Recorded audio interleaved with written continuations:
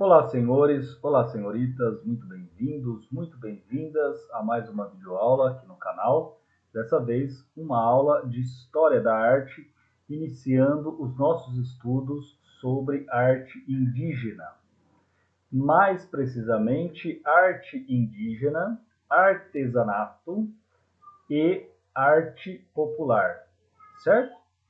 A princípio, nesta aula, portanto, nós vamos começar os nossos estudos sobre arte indígena. A arte indígena levará em torno de 2 aulas. Duas aulas, acredito eu, são necessárias para que nós possamos dar um estudo ao mesmo tempo abrangente, mas também não tanto superficial. Então, 2 aulas aí para a gente falar um pouquinho sobre arte indígena. Reservaremos uma aula sobre o artesanato brasileiro e outra aula sobre cultura popular. Embora eu acredite que uma aula seja pouco, talvez 2 aulas aí sobre cultura popular consiga abarcar melhor as diversas e inumeráveis manifestações que nós temos de traços culturais populares.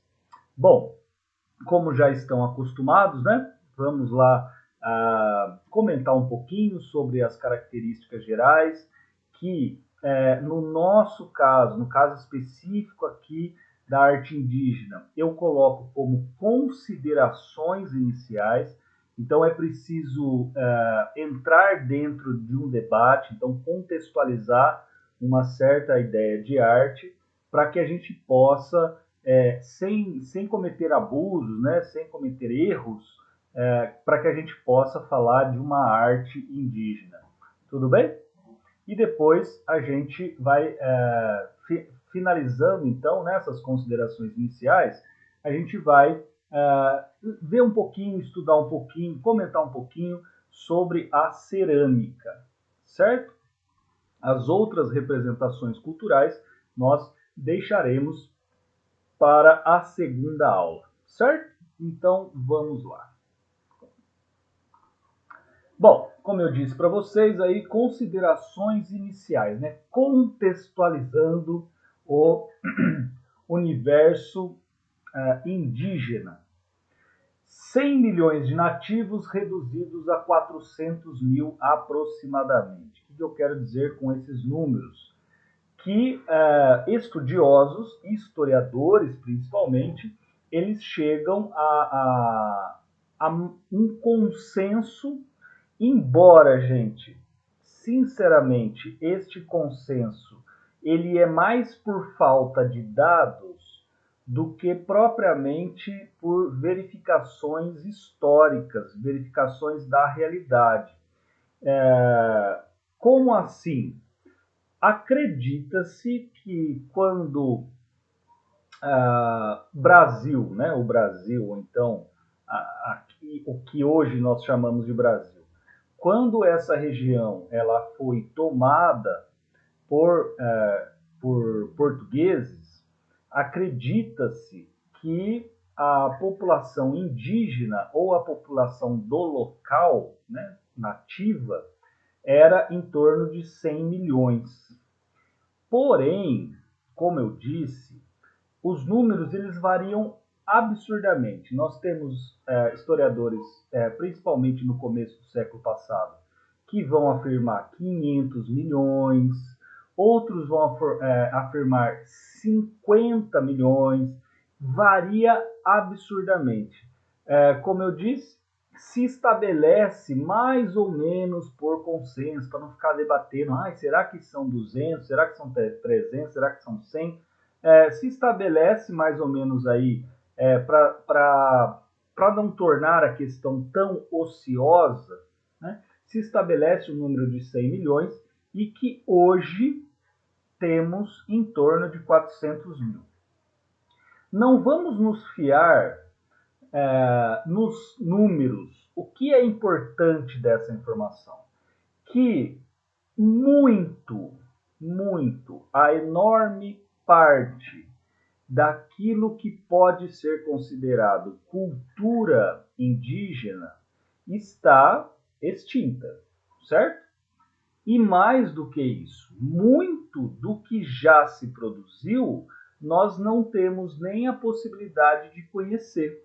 Afinal de contas, diversas tribos, elas foram literalmente extintas, né? Literalmente dizimadas. E para finalizar, nós tínhamos, 100 milhões de nativos. É só você imaginar quantos grupos, quantas tribos eram habitadas no Brasil. É quase que inumerável, né, gente? É quase que inumerável. Ou seja, quando a gente fala das representações culturais dos índios, o que nós queremos dizer, o que os historiadores da arte querem dizer, são traços mais ou menos compartilhados hoje por boa parte dos nativos. Então, onde eu estou querendo chegar? Vamos supor, vamos fazer uma conta muito tosca, muito tosca. Vamos fazer um número bem absurdo. Faz de conta que existiam 100 tribos. 1 milhão de pessoas, 1 milhão de índios por tribo. É lógico que isso é um absurdo, né? É inimaginável algo desse tipo. Mas é só para a gente fazer um exercício aqui de pensamento. 100, vamos supor então, 100 tribos que hoje foram reduzidas a 400 mil pessoas. Vamos ficar só com essa primeira parte. 100 tribos. Pessoal, cada tribo ela é única, né? Cada cultura ela é única. Imagina aqui dentro do Brasil 100 culturas diferentes, 100 organizações sociais diferentes, 100 manifestações artísticas diferentes e etc. Onde eu estou querendo chegar? O número ele é infinitamente maior do que 100. Ou seja, se a gente fosse estudar a ferro e fogo a arte indígena, nós precisaríamos pelo menos de 10 anos de aula, certo? Para pegar cada uma das tribos e daquelas tribos que nós conhecemos, evidente. Então, o que nós estudaremos são traços, como eu disse, são traços que estão mais ou menos presentes em todas as tribos, certo? Por favor, levem isso em consideração, Nós não estamos falando em específico de nenhuma, ou melhor, nós não falaremos especificamente de nenhuma tribo. E, ao mesmo tempo, nós falaremos de todas, né? A gente não vai particularizar. É claro que tem alguns exemplos que nós iremos estudar que são específicos de determinada região do Brasil. Mas isso não significa que ela esteja presente apenas em todas, né? Que ela esteja presente em todas ou que ela esteja presente apenas em uma só. Tudo bem? Bom, o segundo tópico, o universo indígena é mágico, rodeado por espíritos e seres fantásticos. Moçada, eu fiz questão de trazer esse tópico para vocês porque ele é de suma importância para que nós possamos entender mais ou menos o funcionamento das tribos. Quando eu disse o universo indígena, isso se aplica, até onde nós sabemos, a todas as tribos, né? É uma característica das tribos, sejam elas brasileiras, da América do Norte, da América do Sul, da América Central, desculpa, sejam elas da Austrália, sejam elas da África. O que significa dizer isso que eu estou colocando aqui? Né? O que esse tópico significa? Para os índios, moçada, de uma maneira geral, não existe uma distinção entre um mundo aqui e um mundo superior a esse. Para eles, o único mundo existente é este em que nós vivemos, em que eles vivem. Porém, esse mundo, esse universo ou esse mundo, ele é compartilhado tanto por seres materiais, por coisas materiais, quanto por entidades mágicas, quanto por espíritos. Os espíritos, moçada, né, são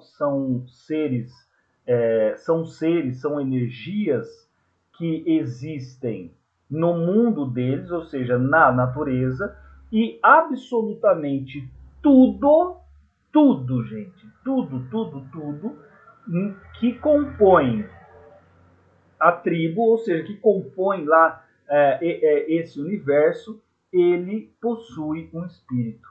Ele possui a sua contraparte espiritual. Então é o seguinte, você tem o homem, sim, mas você tem a sua contraparte espiritual. Você tem uma rãzinha? Tem. Você tem a contraparte. Então é tudo dobrado, né? É tudo replicado pela quantidade que existe aqui. Imagina um espelho, né? Imagina um espelho. O espelho tem você enquanto ser material e o espelho reflete a sua imagem. Só que para os índios não é imagem, é um espírito, né? Ou são espíritos. Bom, também é interessante notar que dentro desse universo mágico, a morte ela não existe. A morte tal como nós conhecemos, ela não existe. Como que nós conhecemos a morte? A gente conhece como a finitude, né? A morte enquanto finitude do corpo e depois a salvação ou a danação eterna, evidente, dentro do catolicismo, dentro do protestantismo, que são as duas religiões mais famosas e com maior número de fiéis no Brasil. No caso dos índios, das tribos, sejam elas quais forem, essa ideia de morte ela não existe. O sujeito ele não morre de maneira natural. Ele morre, esse morrer é meio estranho, ele deixa de viver materialmente para viver espiritualmente e ele só vive, aliás, ele só deixa de viver naturalmente porque os espíritos, de algum modo, fizeram com que ele saísse dessa materialidade e fosse para a espiritualidade. Em outras palavras, e em resumo, moçada, esse fato, né, essa ideia, a gente fala assim, não, uma morte natural, né, o cara morreu dormindo, o cara morreu... isso para os índios não existe. O sujeito ele não morre de morte natural. Ele morre sempre motivado por alguma coisa. Porque se não houver essa motivação, seja espiritual, claro, né? Para nós a ciência dirá, não, porque acabou de... O coração ele teve um infarto, falência dos órgãos por causa da velhice, etc. Para eles isso não existe. Então significa o seguinte: se os espíritos não agissem sobre esse mundo material, né, essa contraparte material, os índios materialmente eles continuariam vivendo eternamente. Pelo menos essa é a crença, né? Essa é a crença. Então, o que eu quero dizer com tudo isso, gente? Tudo isso que eu falei agora para vocês. Que tudo o que é feito pelos índios possui nós no Ocidente nós podemos chamar, possui uma aura, possui uma energia advinda propriamente daquele objeto, daquele material. Tudo para o índio, portanto, é sagrado. Todos os objetos são sagrados, porque o índio ele é parte constituinte da natureza, ele faz parte da natureza. A natureza ela não está a serviço do índio. O índio, ele faz parte desse todo, ele não está acima do todo. Então, quando a gente vê, por exemplo, vasos, tangas, que nós veremos daqui a pouquinho, quando a gente vê uma pintura corporal, a dança, as armas, todas essas coisas, elas são feitas com o maior apreço do mundo. Não existe a ideia de fazer um objeto simplesmente para colocar água.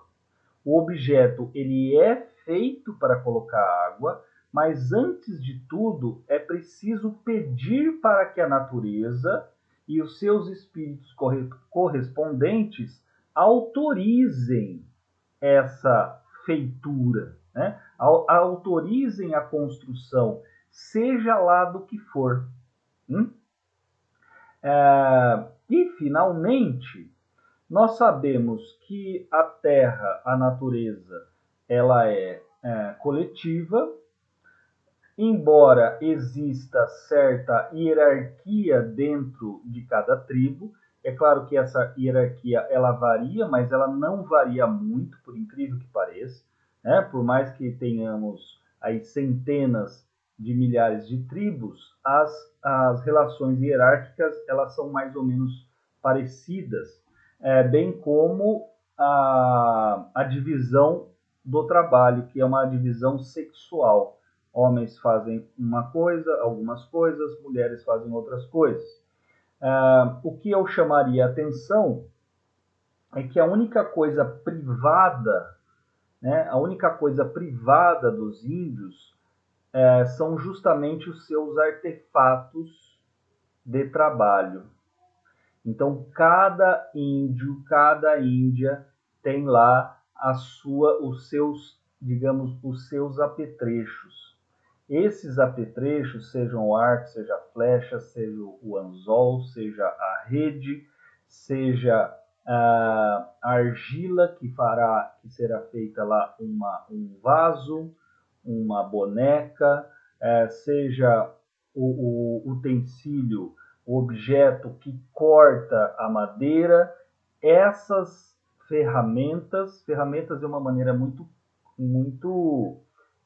crua de se dizer, perto desse universo fantástico, lindo, maravilhoso, que é o universo grego, né? Todo rodeado por espíritos, por magia, né? Então, falar de ferramenta é meio estranho. São as extensões, né? As extensões do corpo.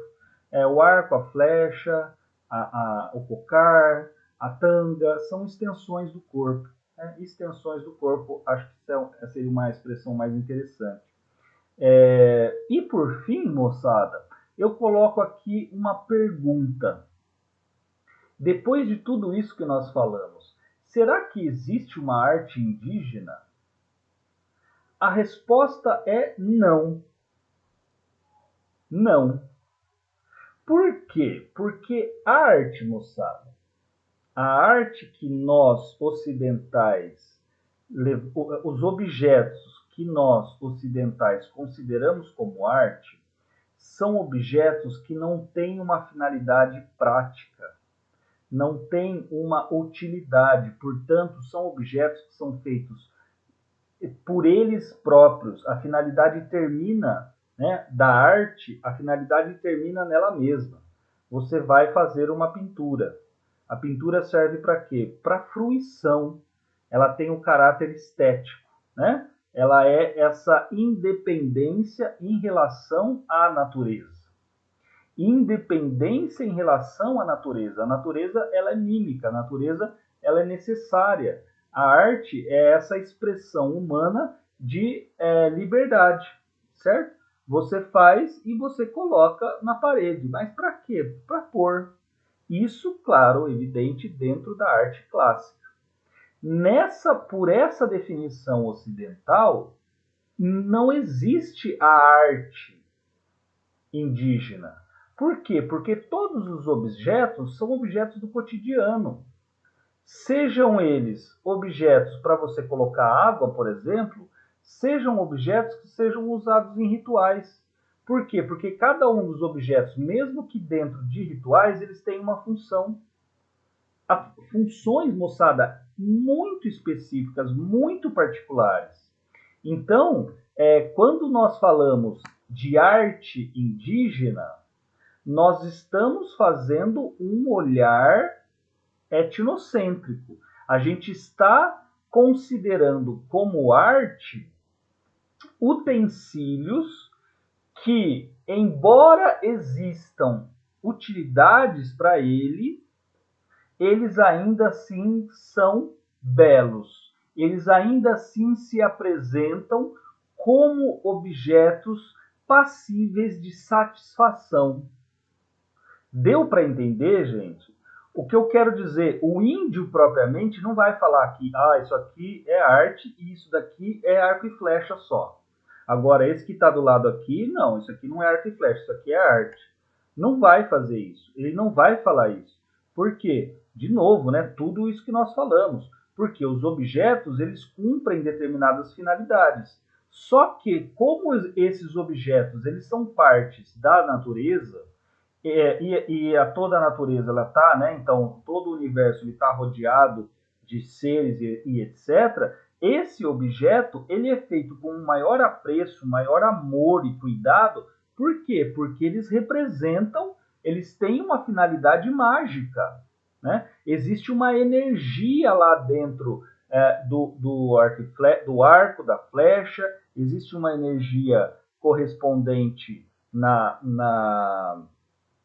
no Muiraquitã, por exemplo, existe uma energia correspondente dentro da cerâmica, das cerâmicas, né, dos vasos, das urnas funerárias e etc, etc. Certo, moçada? Bom, então vamos aí para a tipificação, né, ou as formas de representações. Eu coloquei a cerâmica será a estudada hoje.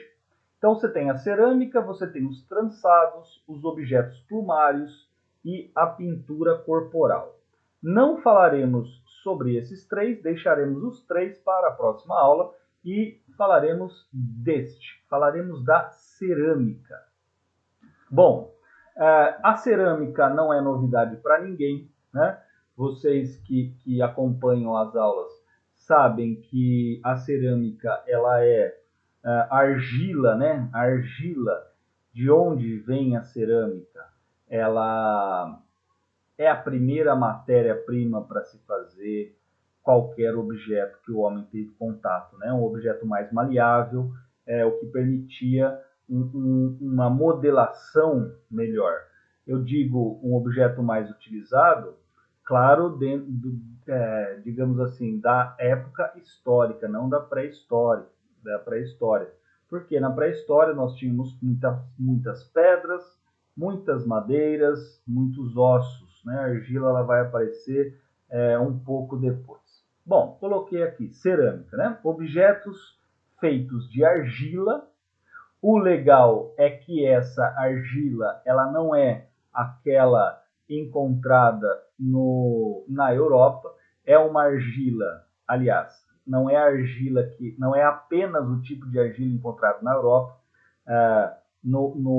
na Amazônia, principalmente, você tem argila branca, o que vai dar toda uma característica diferente aos objetos, né? Você tem a argila dita branca, e que depois, para dar cor, eles misturavam principalmente com o urucum, né? Para dar aquela tonalidade vermelha.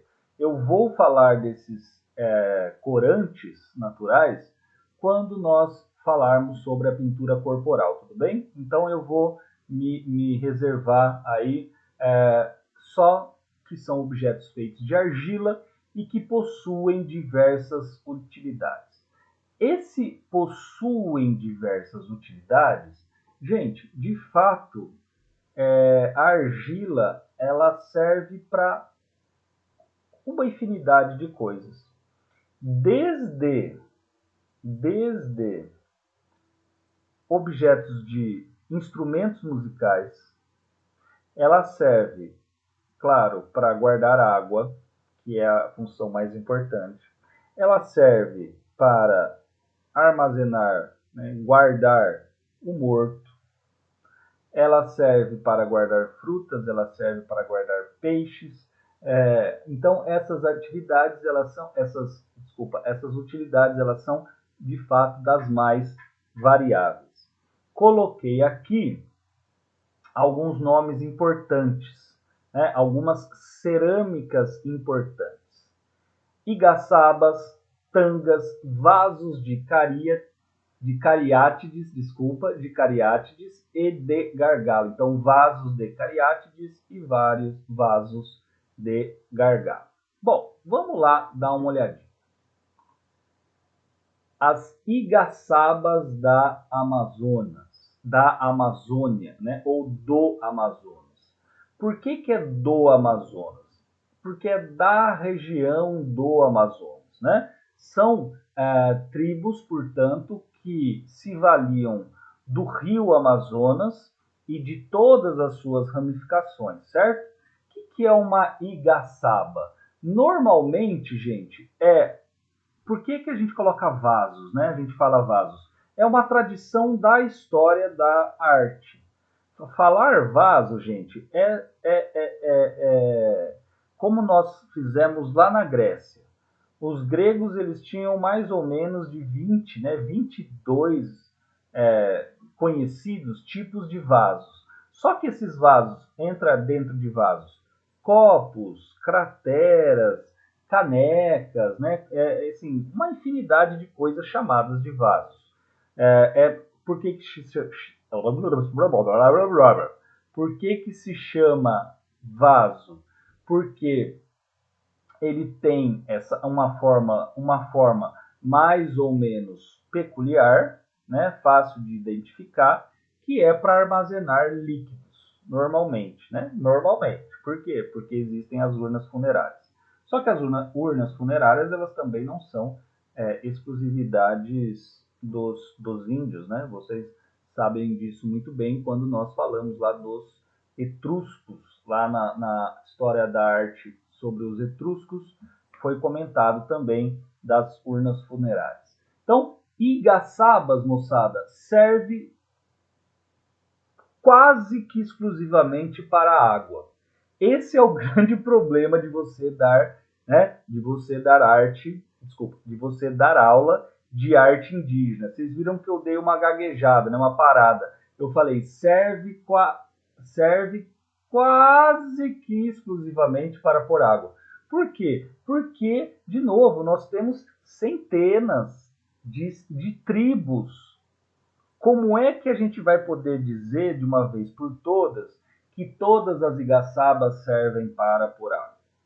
Mas, né, é claro que no vestibular ninguém vai pedir, olha, segundo a tribo lá do Alto do Xingu, noroeste 5, hemisfério norte, 3 graus a leste do meridiano de Greenwich, qual é? Claro que não vai existir isso, né? Então, as igaçabas, elas são, ó, tá vendo? Isso daqui já é a argila branca, né? As igaçabas, elas são famosas na região do Amazonas, né? Claro, o que hoje nós chamamos de Amazonas, né? Veja que existe toda uma peculiaridade e eu peguei justamente uma foto, porque são 3 imagens, mas ela está em uma foto só, né? Estão juntas. Eu peguei justamente as, de fato, originais. Nós temos muitas réplicas. Hoje, aqueles 400 mil que nós falamos, né, que são os índios que restaram, eu acredito sinceramente que seja uma população menor, não acredito que sejam 400 mil, mas enfim, né, não tenho esses dados precisos, mas eu acredito que seja um número um pouco menor. O que eu ia falar mesmo que eu esqueci, mano? Ah, lembrei. Então, eu estava falando, eu fiz questão de pegar imagens que você vê, elas são originais, elas têm os traços do tempo, né? Muitas delas aqui você tem bastante rachadura, não estão completas. E o que eu ia dizer é o seguinte: hoje, daqueles 400 mil que nós falamos no início, muitos deles continuam fazendo as igaçabas, as tangas, todas, né, as cariátides, todas aquelas, os vasos de gargalo e mais miniaturas de animais, etc., com madeira, para a venda. Aí já mudou muito, né? Muito da ideia inicial. A ideia inicial é uso no cotidiano, com toda a beleza que a natureza tem, que o cotidiano do índio tem. Então, isso aqui não é para venda, isso aqui é para ser utilizado. Agora, atualmente estamos falando aí no século XIX, os índios eles já começam a comercializar. Então, o cara ele se torna especialista em fazer igaçaba. Ele faz a igaçaba e vende para hotéis principalmente, né? Não são para turistas de maneira direta. Os hotéis eles compram muito. Eu fico imaginando quanto esses hotéis, né, esses donos de redes hoteleiras, quanto que eles pagam. Deve ser uma ninharia, né? E tudo depois ou fica lá para consumo dos turistas dentro do hotel, ou os próprios donos das redes hoteleiras, eles vendem, eles exportam, né? Você imagina a quantia de dinheiro que esses caras fazem. Bom, continuando aqui, lá, urnas funerárias Marajoara. Moçada, Marajoara é uma tribo, é uma região, melhor, desculpa, é uma região em que você tinha tribos que tinham uma habilidade, que tinham um conhecimento da cerâmica absurdo. Aqui especificamente é dessa região chamada Marajoara que vai dar lá origem à cidade de Marajó ou às Ilhas de Marajó, certo? Conhecidas hoje. Vejam, moçada, todas essas daqui também são originais. Vejam que coisa maravilhosa. Sempre, sempre, né? Quase que sempre também será, no caso das urnas funerárias e depois dos vasos que nós veremos aí, será uma representação feminina, né? Será uma representação feminina. Veja aqui, ó, existe os olhos, existe o nariz, existe a boca. É claro que está estilizado, não vem ao caso. O que vem ao caso é essa riqueza chamada de grafismo, moçada. Essa riqueza de detalhes, de desbastação, desbastamento, desbastar, retirar de, né? De desbastamento ou desbastação da, da argila propriamente para fazer esses desenhos.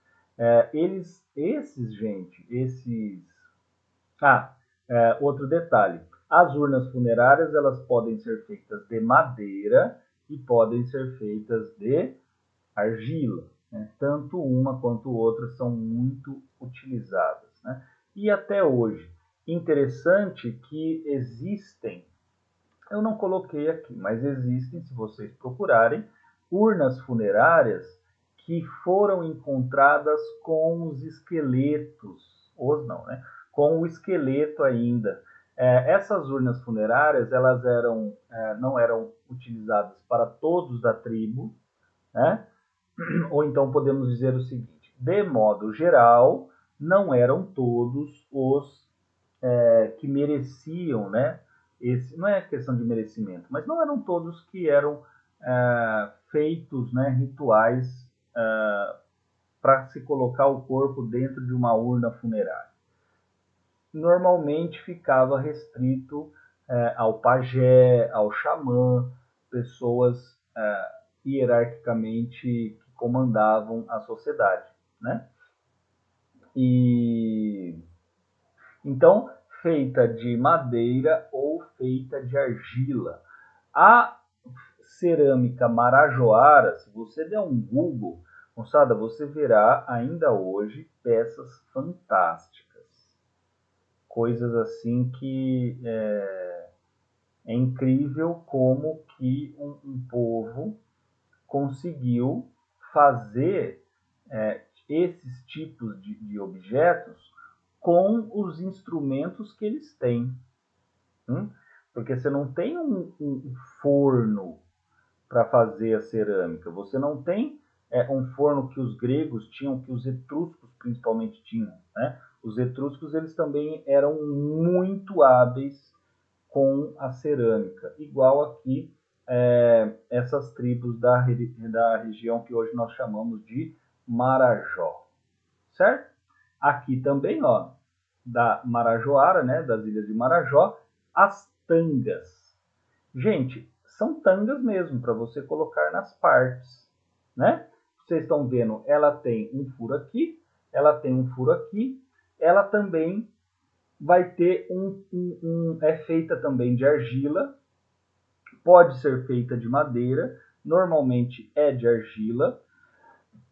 Ela tem esse furo aqui e aqui atrás dela, existe também um passador, né, para você passar o cipó. Essa daqui não tem, ó. Essa aqui ela é bem rústica, né, comparada com as outras, ela é bem simples. Então aqui mesmo você já tem o furo para conseguir prender. Tanga, claro, só da parte da frente, a parte de trás, né, a bundona fica lá aparecendo. Então você tem esse furo para que você passe o cipó. Esse cipó ele vai passar por trás, né, vai passar lá no meio do rego, né, bem no meio das nádegas, e depois é feito um nó de tal modo que esse cipó ele se parte em dois. Vem um para cá e é amarrado aqui, vem outro para cá e é amarrado aqui. Essas três aqui nós temos, como eu falei, você tem tipo uma presilha atrás. Né? Essa é mais simples, ela tem o furo aqui, né, mais, digamos, exposto, né? Por onde é amarrado, né, dado o nó do cipó, ele é mais explícito. Normalmente, moçada, as tangas elas eram usadas em rituais festivos.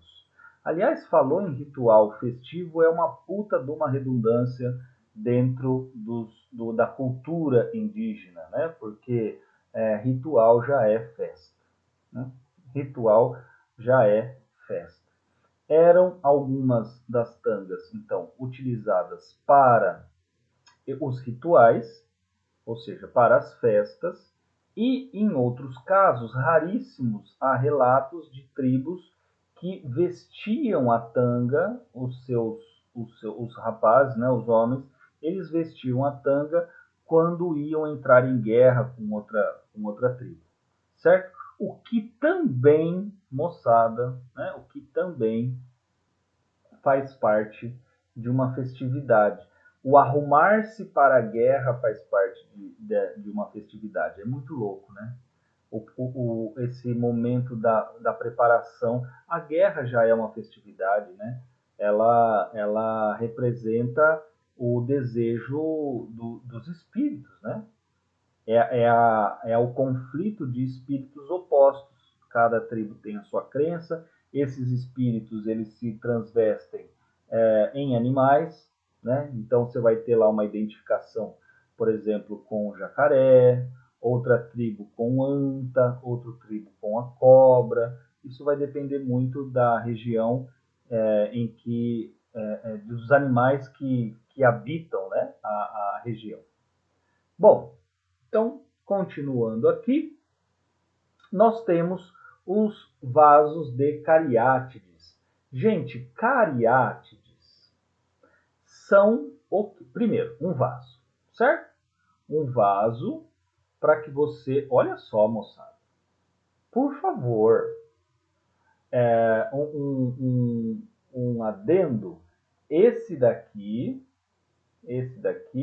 ele é igual a esse, tá bom? Eu só coloquei, eu repeti porque está num ângulo diferente, tudo bem? Bom, primeira coisa, dá só uma olhada nisso. muito belo, né? Muito belo. Para fazer libações, para usado, né, para fazer libações, para guardar frutas. Veja que o tamanho dele não é lá tão largo. Quer dizer, a sua utilidade, ela não é lá tão alta, quer dizer, a sua praticidade, desculpa, não utilidade, a sua praticidade não é tão grande, porque nós estamos falando de tribo, onde tudo é comunitário.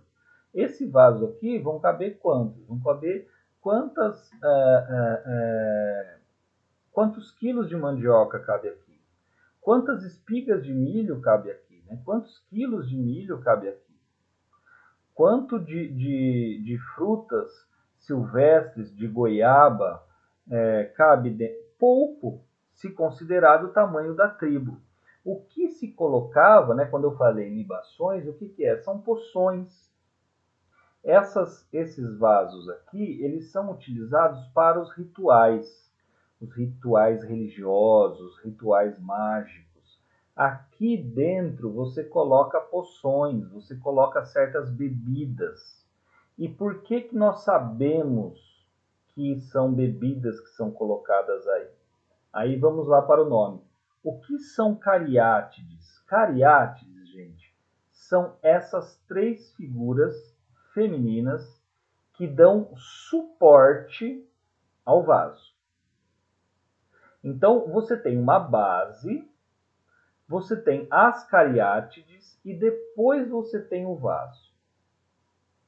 Eu não consegui achar nenhum close, apenas em preto e branco, em livro, e daí não daria para colocar aqui no PowerPoint, sobre close das cariátides. Mas se aqui, ó, essa daqui ela está um pouquinho melhor, né? Um pouquinho mais nítida. As cariátides, gente, elas não são novidades para nós. Se você estudou lá a Grécia, se você estudou Roma, você vai ver que aquelas colunas que tem lá o estilo dórico, jônico, coríntio, aqueles, aquelas colunas, existe uma ordem chamada cariátides, que é o que? São as colunas em forma de mulheres. As colunas, principalmente em Roma, as colunas em forma de vestais, de mulheres que designadas para serem vestais. As cariátides, portanto, não é o nome que a tribo dá a essas figuras. É o nome que a história da arte antiga, desculpa, da história da arte ocidental dá a essas figuras. Essas figuras aqui são divindades femininas. E elas estão, pelo menos é isso, né, o que nós lemos nos livros correspondentes, elas estão muito doidonas, velho. O olho está sempre esbugalhado, né? Elas estão em transe. Em transe, o transe resultante do consumo da bebida. Por isso que são elas que, digamos assim, sustentam o vaso, certo? Veja que interessante que os detalhes, os adornos do vaso, eles são de animais. Nós temos jacaré, aqui é jacaré, aqui é um peixe, aqui e aqui é a anta. Você fala, não, é elefante. É essa a sensação que dá, mas nós não temos elefantes aqui no Brasil, né? Então, é a anta. Né? A anta é um bicho muito famoso, na verdade, em todo o Brasil, né? Salvo aí professores de geografia, de biologia me corrijam, mas a anta ela é um bicho relativamente comum no Brasil todo, pelo menos do sudeste para cima. E então ela tá, né, provavelmente a anta, o jacaré, o boto, né? Eu falei o peixe, não é o boto. O boto. Então, esses animais, provavelmente, eles representam o totem, né? Ou seja, é o animal que representa a divindade para aquela tribo. É o animal que concentra nele o domínio e a proteção espiritual para o povo, certo? E aí, moçada, finalmente, também de Tapajós, veja aqui, ó, Tapajós é a região, certo? Do rio Tapajós. Aqui os vasos de cariátides e aqui os vasos de gargalo, também para rituais religiosos. Olha aqui que legal o jacaré, né? Também aqui, ó, aqui nós temos uma onça. Aqui a gente tem a figura de uma divindade, né? De um próprio índio. E esse daqui está muito difícil da gente conseguir identificar, mas nós temos algumas cobras aqui embaixo.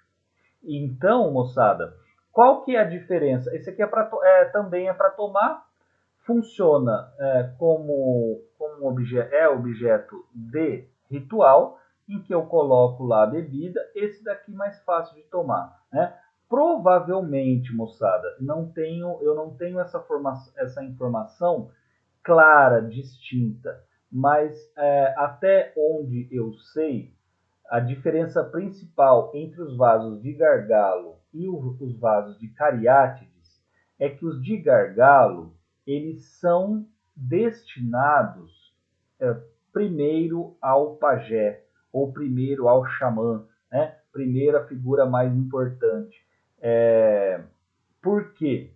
O que dá indícios disso? A forma da boca, né? A forma da boca. Veja que aqui da boca, claro, do vaso. Aonde você vai colocar a boca é para que uma pessoa coloque. Isso daqui dá uma certa importância, né? Dá um certo status àquele que bebe. Então, está destinada a pouquíssimas pessoas o seu consumo. Enquanto, se a gente voltar aqui, veja, aqui já é comunitário, né? Todos podem fazer parte das libações aí, dos louvores, das adorações dos índios. Certo, moçada? Então, voltamos aqui. Muito bem. Moçada, então é isso, né? A cerâmica, vocês viram que ela não é nada de espetacular. Espero eu terminar, tá? Ela não é nada de espetacular do ponto de vista estético, né? A preocupação, de novo, não é apenas essa. É colocar amor, é colocar a sua energia para formar um outro objeto que concentre a energia da natureza. Gente, é lindo, né? É lindo, é lindo. Puta merda. Bom, nossa senhora, é lindo. Então, por enquanto, nós ficaremos aqui. Na próxima aula, a gente vê as outras manifestações, então, entre trilhões de aspas, arte indígena. Beleza, moçada? Então é isso, espero que vocês tenham gostado. Obrigado pela paciência, obrigado pela atenção. Nos vemos aí nas próximas aulas. Valeu!